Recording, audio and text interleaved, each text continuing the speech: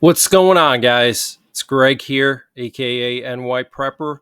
It is Tuesday, August 6th, 2024, and I have an emergency update to share with you guys. Right now, it is 15:29 Eastern Time here in the United States, and I wanted to update you on the situation with Iran and Israel.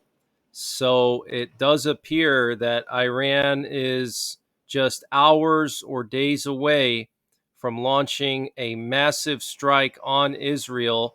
And we're hearing some unconfirmed reports that Iran could target high profile military sites such as the Dimona research facility in the Negev desert. That's where Israel's nuclear weapons program was born. There's a nuclear reactor there. And also, we're hearing that Iran could try to even target the Israeli version of the Pentagon in Tel Aviv, that they could target gas platforms, they could target even civilian areas. So, this is going to be a massive shock and awe style attack by Iran. Okay, this is not going to be like last time in April, where it lasted maybe just 2 or 3 hours and then it was over. This is going to go on for several days. We've heard reports that this is going to go on for several days. Credible intelligence is saying this. Okay, it's going to come in multiple waves, and we're going to have multiple parties involved. Okay, Hezbollah, the Houthis, other Iranian proxies, and Iran all together are going to coordinate this attack.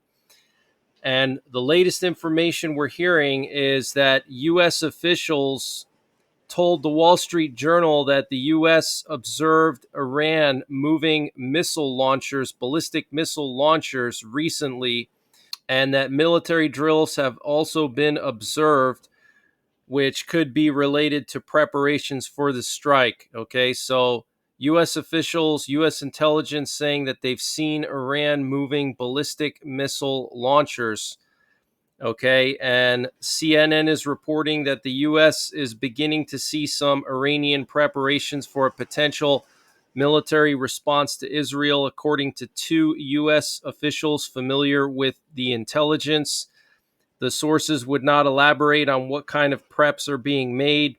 Multiple U.S. officials have told CNN the U.S. expects an attack against Israel in the coming days. And CNN is reporting that the U.S. has struggled to gauge when the response will come and what form it will take, in part because Iran already moved some of the military assets necessary to carry out a major attack on Israel back in April, making it more difficult for U.S. intelligence to predict its actions now, according to two U.S. officials.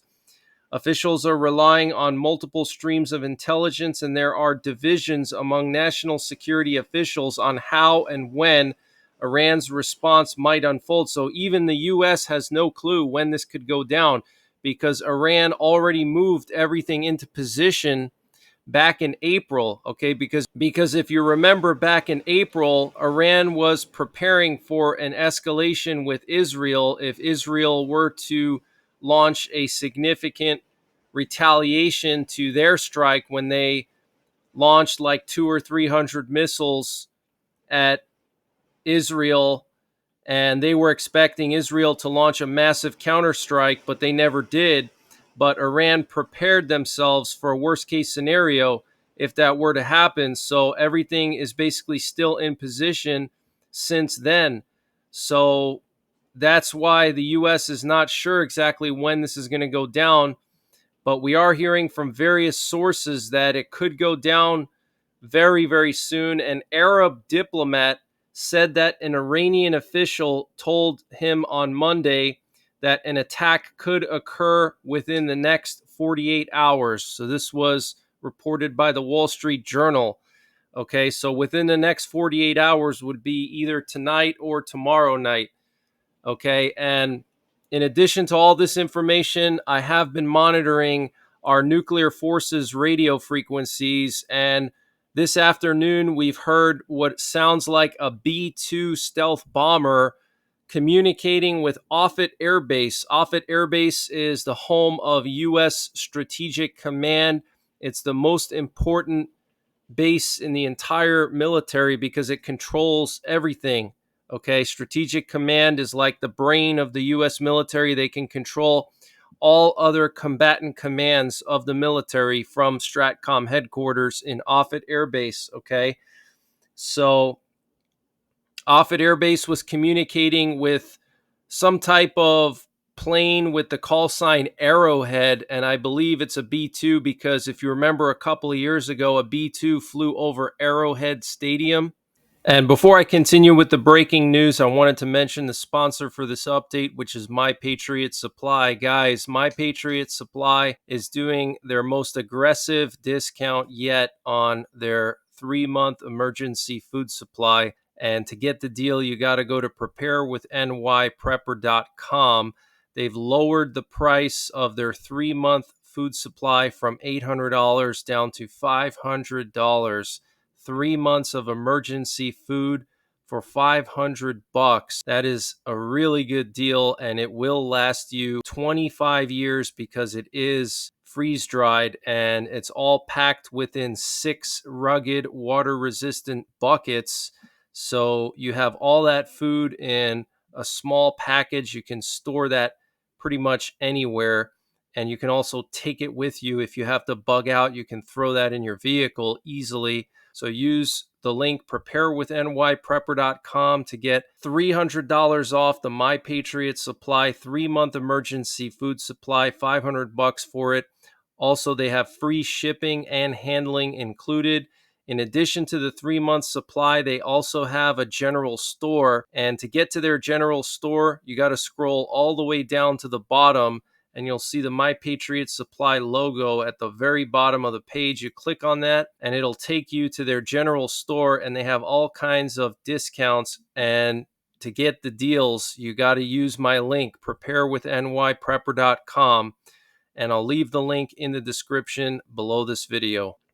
And also, Arrowhead requested aerial refuelers for some reason, and it was very difficult to hear Arrowhead. We could hear Offutt communicating with the B-2, but the B-2 we could not hear, even changing radio stations in different parts of the world. That tells me that the B-2 Arrowhead is probably somewhere in the Arctic Circle, possibly out of range of all the radio stations here in the US and in Europe. Okay, but we do have a B-2 stealth bomber actively getting refueled right now. We also have several B-52s airborne over Louisiana. We have 2 B-52s looping over Louisiana. We also have a nuclear war command and control plane coming in from the Gulf of Mexico. It was out here communicating with our nuclear-armed submarines. We've also seen a lot of unusual activity here off the coast of San Diego and Baja California the last 24 hours. You can see a whole bunch of these aerial refuelers over here coming in from this area off the coast of Baja California. And I don't know what's going on over here, but there were probably dozens of aerial refuelers last night in this area and also this afternoon. Okay, you can see here where they were flying. So I don't know what's going on with that. And we also have this data that's been transmitted on the primary nuclear war frequency basically every night since Israel assassinated the leader of Hamas in Tehran. So this is some kind of a bulletin message going out to our nuclear forces every night for several hours.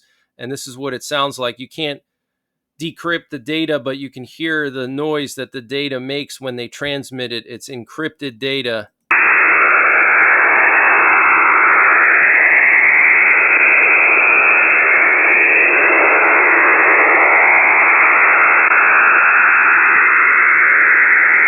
So that's what it sounds like. And then here last night, you can see all these aerial refuelers. There were so many, I couldn't even fit them all on my screen here, but you could probably see like 1, 2, 3, 4, 5, 6, 7, 8, 9, 10, 11, 12, 13, 14 aerial refuelers right here.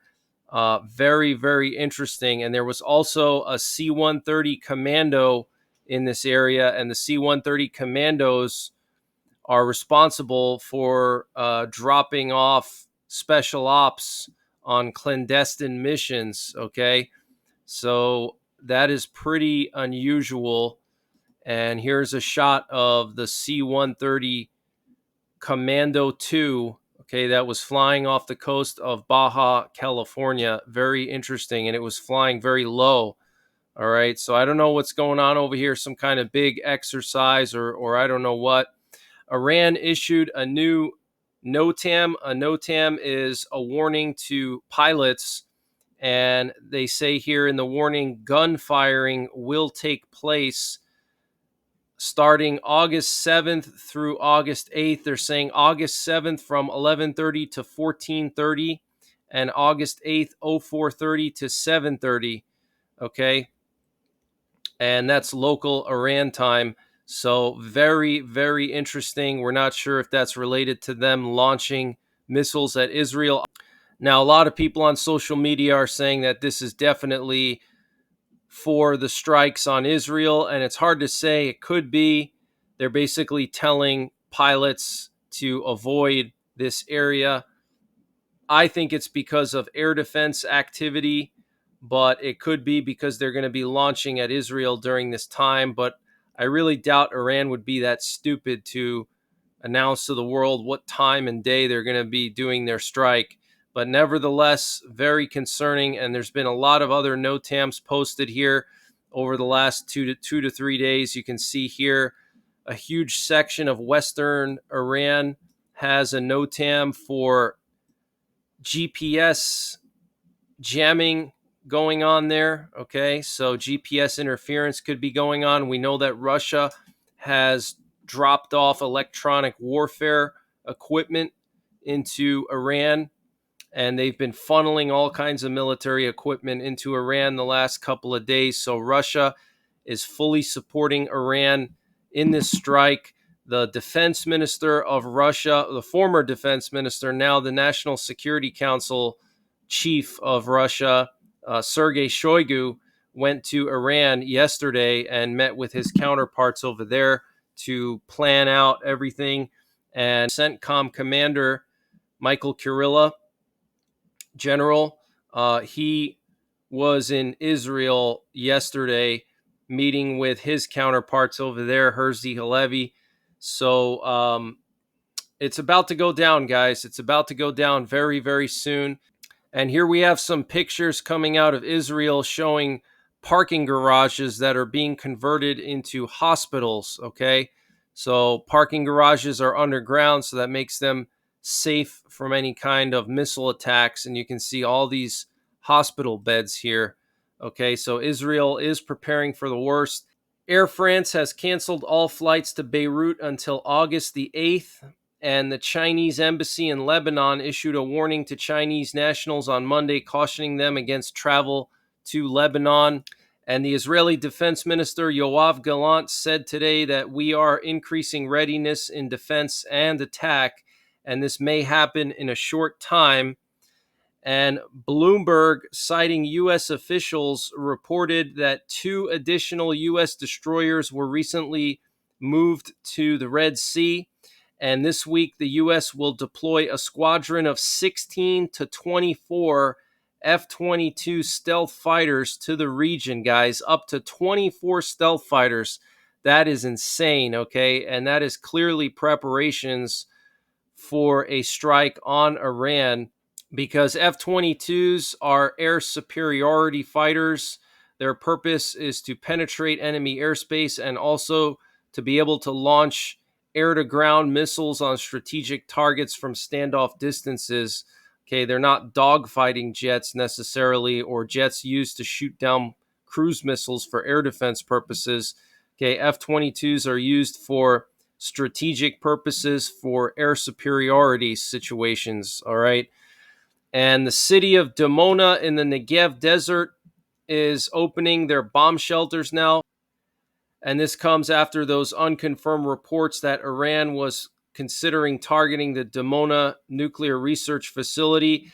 And the Kiryat Shimona municipality in northern Israel has directed residents to remain near protected areas and refrain from public gatherings until further notice. Okay, so very, very serious. Here we have a tweet posted last night from the Secretary of Defense.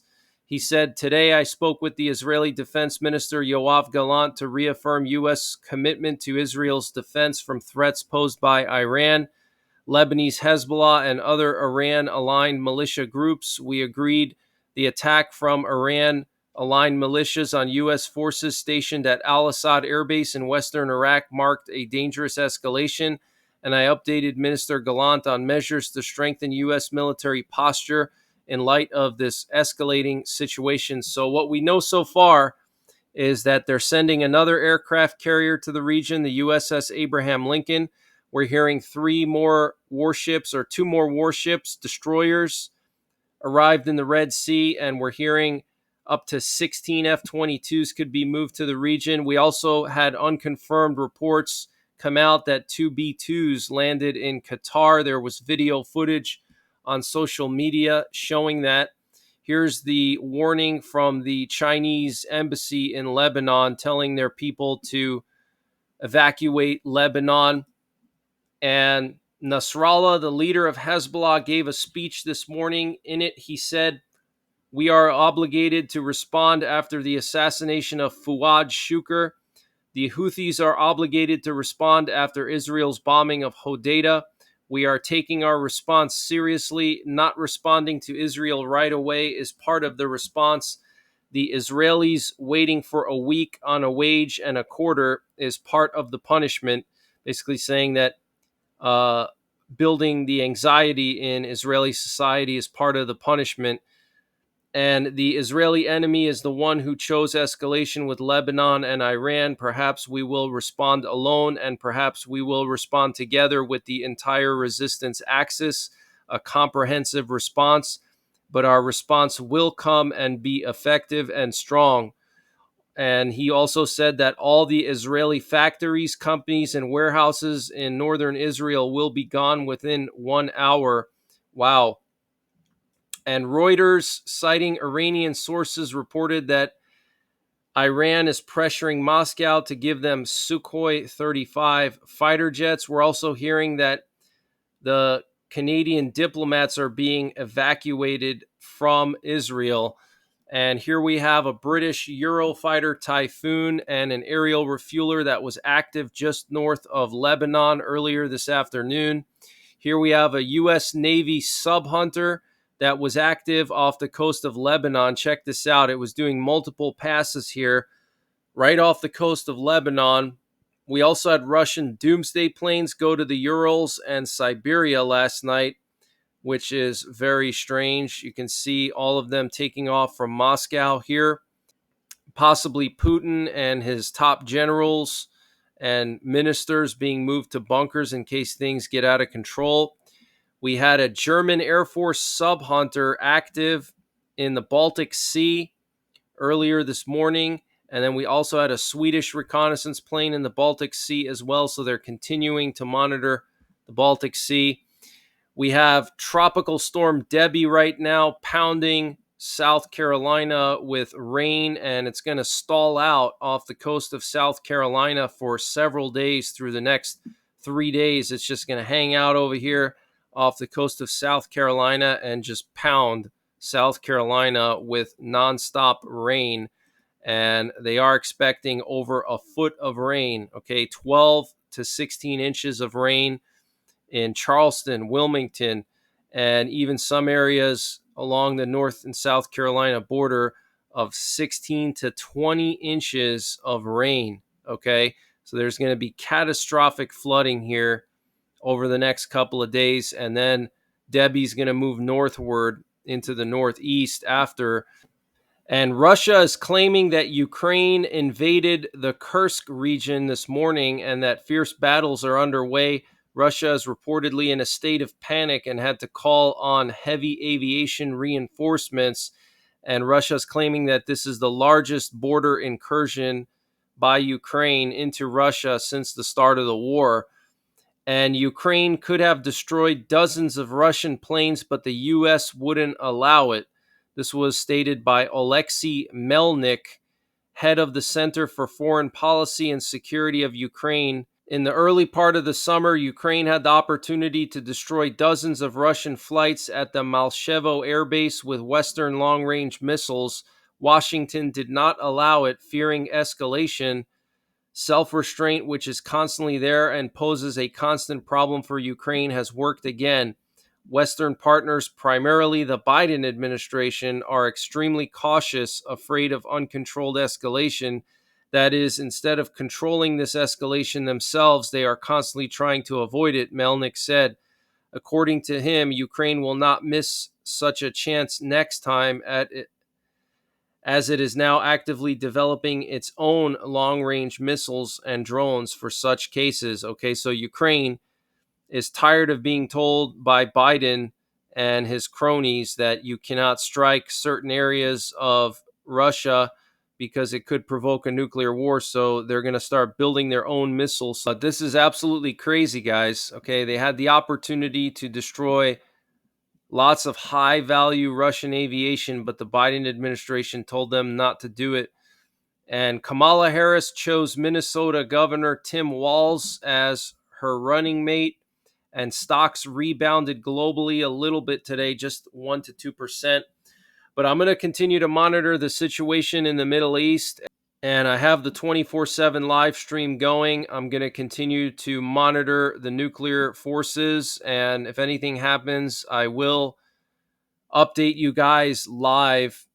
And when this all goes down, I will be covering it live. So make sure you have your notifications set up. Also, follow me on Twitter and Telegram in case the notifications don't go out to you on YouTube. You can always follow me there. And the links to my Telegram and Twitter are in the description below. But that's pretty much it for this one, guys. I might be back later on tonight with another update if necessary. If not, I'll be in and out of the live stream the rest of the night. So until the next time, take care, God bless, and don't forget the 3 Ps: prepare, practice, and persevere.